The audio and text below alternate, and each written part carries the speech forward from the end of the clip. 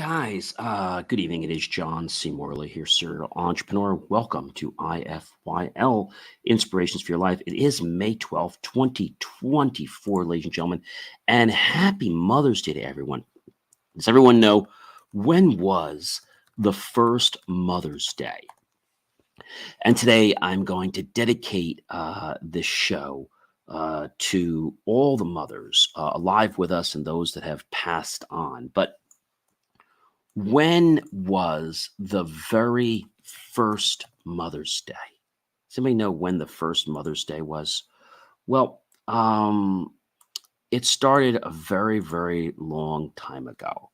Um, actually, the easiest way is to explain a little bit about what happened. So it actually started on May 10th, 1908.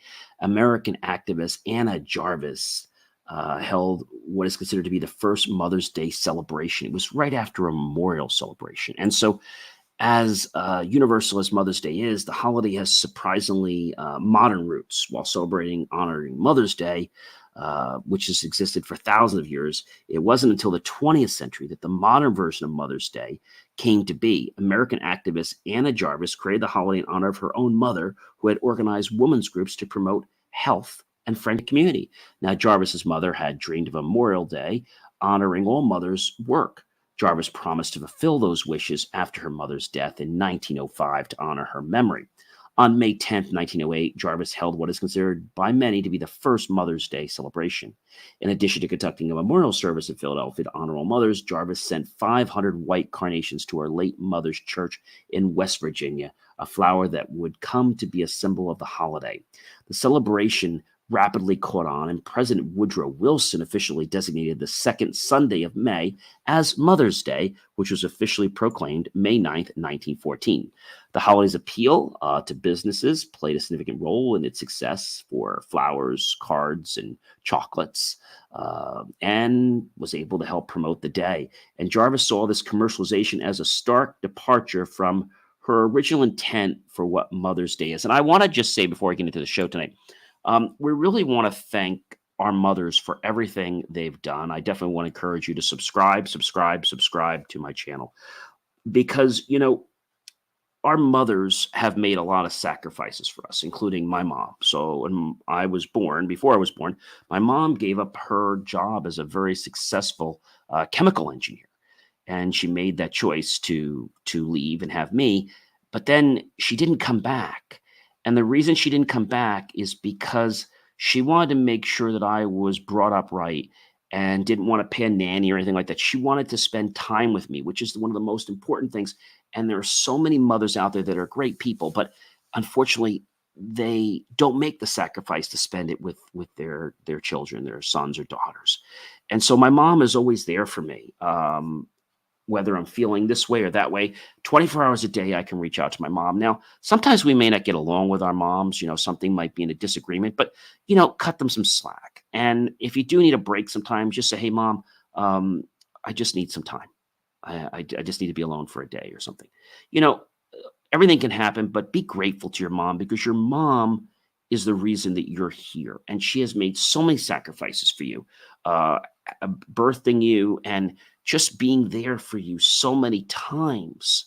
Mothers oftentimes don't get to do what they want in life. So I want to encourage you, if you're a son or daughter, to encourage your mom, to praise her, and to also encourage her to do the things she wants to do now. Especially if you're past a teenager, let her do the things she wants to do, whether that's sports, whether that's going to a play, whatever it is, going out with other lady friends.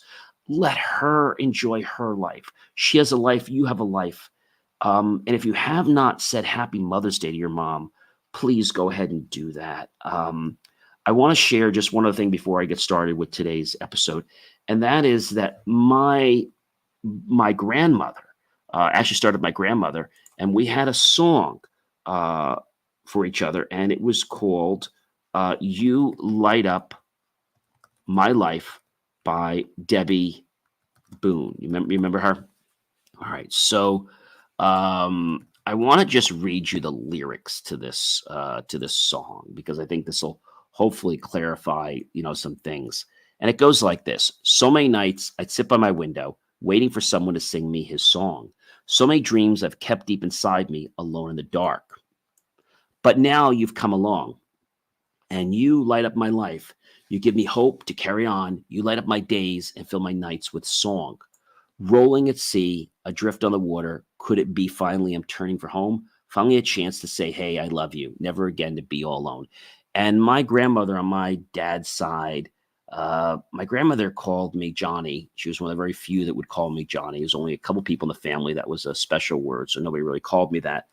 And she would call me my Johnny, and she would always say to me that, you are my pride and joy. You are the light of my life. I light her up all the time. And that was just really amazing. And my mom, I don't want to say she got jealous, but, she wanted a song for herself too. So several years later, we came up with a song for her. And her song that I bequeath to her is Wind Beneath My Wings.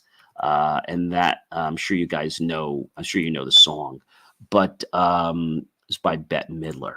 All right, and so it goes just like this: Oh, oh, oh, oh! It must have been cold there in my shadow to never have sunlight on your face. You were content to let me shine. That's your way. You always walked a step behind. So I was the one with all the glory, while you were the one with all the strength. A beautiful face without a name, for so long, a beautiful smile to hide the pain. Did you ever know that you're my hero and everything I would like to be? I can fly higher than an eagle, for you are the wind beneath my wings. It might have appeared to go unnoticed, but I've got it all here in my heart. I want you to know I know the truth. Of course, I know it. I would be nothing without you. And Mom and Grandma, I say thank you to you. I said thank you for all the love you've shown me. And I say thank you for all the times I might have not been grateful. And one of the things I did today, my mom is in another state. She's in Florida. I sent her a card and some flowers earlier in the week. And on the card, I put, you know, Happy Mother's Day, love John, XXXOOO. But I also put there, for all the times, Mom, when I didn't say thank you, when I appeared not to be grateful, when you always made sacrifices for me. Today, I thank you for everything. And in the future, if I ever should not say it, know that it's always in my heart that I am grateful for everything you do every single day of my life. All right. So that's a tribute. So this whole show is being a tribute to mothers. So definitely go to myBelieveMeAchieve.com, subscribe. All right. Let's get right into the show now. This whole week is about red light moments, finding meaning in life stops and starts. Series 3, Show 20, and the granular topic tonight is spotting relationship red flags, navigating towards healthier connections. Series 3, third year, Show 20, Episode 2. So we're going to talk a little bit about something that I think it's important, which is red lights in relationships. Okay? The one way you know, or the one sign that there is a red light in a relationship is when somebody constantly, okay, decides to basically keep going at your boundaries. Okay. When somebody keeps going over your boundaries, that's when you know that they're not a good person for you. Okay. You know that. And I will tell you that it might seem like something that's so crazy. But, when somebody does that to you over and over and over again, it's really a problem. And it is a red flag, a very, very big red flag. So I want you to know that basically that's the first sign, ladies and gentlemen, that you should be alert for when somebody keeps going over boundaries. Maybe you've said something Maybe you wanted to do something, but for whatever reason, somebody keeps just pushing you off track. And the reason they push you off track is because it's a red sign. It could be in a platonic, it could be in a non-platonic. It really doesn't matter. If somebody's being rude to you or somebody's not being good to you, then I feel that's a toxic relationship. And ladies and gentlemen, you need to get out of that toxic relationship. I'm telling you right now, you need to get out of it, because if you don't get out of it, ladies and gentlemen, um, it's going to be a big problem. And that problem could cause you to actually, um, it could cause you to be bitter in life. And that's something that I don't want you to ever be, is bitter. I want you to know that you don't need to be bitter. Um, I think a lot of people, for whatever reason, they get stuck because, like, oh, I have to do this. I have to do it this way. Even if it's not something great or something good, they just feel that, they have to do it. And so I don't want you to ever feel that, you have to do something a certain way. You don't have to do anything. Just know, ladies and gentlemen, that when somebody keeps, like I said, stepping over your boundaries. So you might be saying, "Hey, John, so what does it look like when someone keeps stepping over your boundaries?" Well, ignoring your nose, doing the opposite of what you asked, mocking your requests, thinking it's a game to keep tricking you. Um, I think that's probably the big one. Um, you don't have to be in a relationship if you don't want to be. There are people that just want to push your boundaries to get things. Their disregard for personal space, overstepping privacy, financial overreach, pressure for commitment, disrespecting your social boundaries, invalidating your feelings, or excessive jealousy or possessiveness, right? So let's go back on to what the next point is, and it's going to get right into here, and it is jealousy, ladies and gentlemen. So jealousy is the number one thing next to stepping boundaries. Is people get jealous. So the question you might be asking is, so what does jealousy? What does jealousy look like? Well, it can look a lot like it does in a romantic relationship. It could just be the same in a friendship. But there are faces, ladies and gentlemen, of jealousy. And so maybe, you got a new car, and they're not happy you got it because they don't have one. Maybe they just don't like that you have something, and they're jealous of you. Um, Maybe you've given money to somebody, but you didn't give it to somebody else, and they're jealous that they didn't get any. So somebody who's jealous is someone that is just constantly going to be a bad piece of the puzzle to be with. So get out of that relationship, get out of that friendship. I know so many friends of mine that stay in these relationships, even platonic relationships, where they're constantly abused by their best friend, and they feel that if they say something, they're going to lose the friendship. But hey, that's not really a friendship. That's a prison sentence. Okay. So, when there is jealousy, you want to cure jealousy. So how do you cure jealousy? Let's talk about that for a moment. Um, there's a couple things you can do. Everyone feels a little jealous once in a while. It's normal. But when the feelings of jealousy begin to drive a wedge in a relationship and cause you stress, it's time to start looking for ways to get rid of the jealousy. It might sound daunting, but there are things you can do. And so you might be saying, "John, I don't know what I can do." Well, admit that you're feeling jealous and ask yourself what's causing these feelings.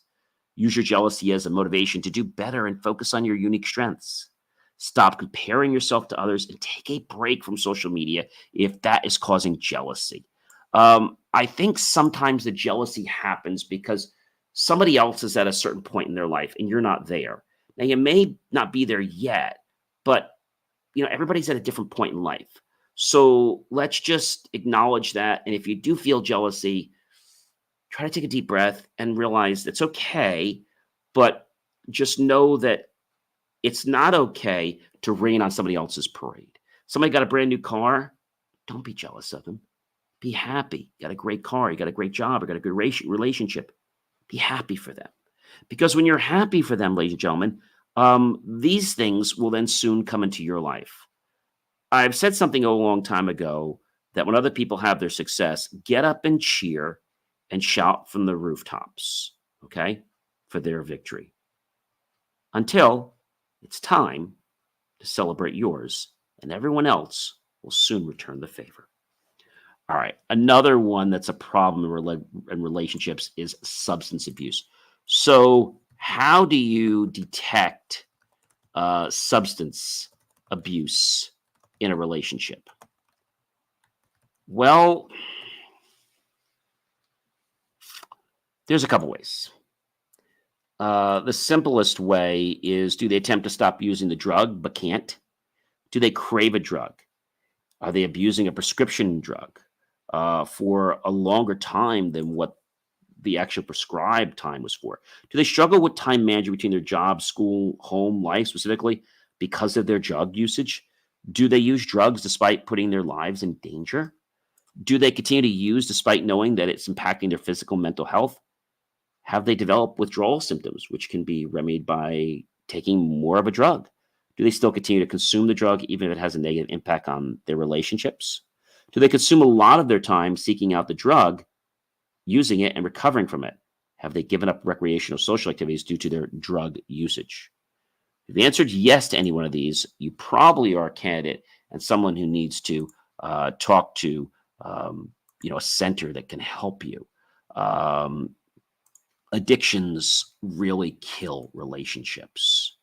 Um, it's a big problem. So let's move on to the next topic, and that is communication issues. So, what are red flags for communication issues in relationships? What are those? So, I think how I want to break this down is things like somebody behaving in a controlling manner. They have no friends. We talked about jealousy. They call their ex crazy. They spend all their time on you only. Okay. And you might say, well, gee, you want them to spend time with you. Yeah, but not every waking moment. Okay. Communication could be something like violence, history of infidelity. They're very controlling. Um, they do what they call love bombing. People are narcissistic. They have a personality disorder and typically engage in love bombing, manipulatively showering someone with praise and affection to gain or regain trust quickly. But you see, even though they've done that, it isn't really their true intent. They just want to get to something else. Breadcrumbing. Someone who is breadcrumbing you is leading you on with little morsels of encouragement, just enough so you don't give up on the relationship. But they really don't give you anything substantial. Like, they keep giving you crumbs, but you never get a cookie. And a breadcrumber doesn't like or intend to ever commit to anything. So I think now that you understand some of these flags, hopefully you'll be able to know things like, we talked about alcoholism. Maybe we talked about the jealousy. We talked about controlling, ex stories. They can't maintain any friendships, platonic or non-platonic, with anyone. They give you all their time. They have time, and they just give it all to you. Gaslighting, when a person says or does things to make you question your own sanity. They might lie, tell you you're forgetful, distort history, accuse you of overreacting, and employ other manipulative tactics to make you seem and feel mentally ill. So the thing I want to share with you tonight is one other tactic, and then I'll give you some tips, is being secretive. Maybe they don't want to share things. Now, it's not like you need to know every little bit of their business, but if they're always being secretive about everything. Like you might just ask, "Oh, where were you?" "Oh, I was doing something. I was somewhere." Okay. Now, you shouldn't feel that you've got to question them. But when somebody can't confidently say, "Well, I was out for ice cream, or I stopped off with the guys, or I did this, or I did that," but it's like, "Oh, I went to the car wash, and then I went to the hardware store, and I came right home." Okay. When somebody's got that kind of tone, okay, and that kind of a message, that person is fearing their lives. So being secretive is another one. And I want you to understand that these are red lights in relationships. Okay. So stepping over boundaries, being jealous, substance abuse, communication issues, being secretive. So in communication, it could be that they're not listening to you. It could be that they don't talk at all. Okay. Or they could just be abusive in the conversation. See, these are the things. Well, ladies and gentlemen, you know what a privilege and pleasure it's been for you to be with me tonight. I know it's been quite a bit. Definitely subscribe, subscribe, subscribe. I am John C. Morley, serial entrepreneur. Again, I hope that you'll go to the QR code, check out all my great content. Definitely follow my content. Definitely follow me on TikTok so we can stream there soon. And I hope you guys have a fantastic evening. And I don't want you to let red lights of relationships get in the way of you enjoying life, but I want you to be aware of them so that you don't get too far in trusting someone and find out, oh, that was a red flag. Yeah. All right, guys. Have yourself a fantastic evening, and I'll catch you real soon. All right.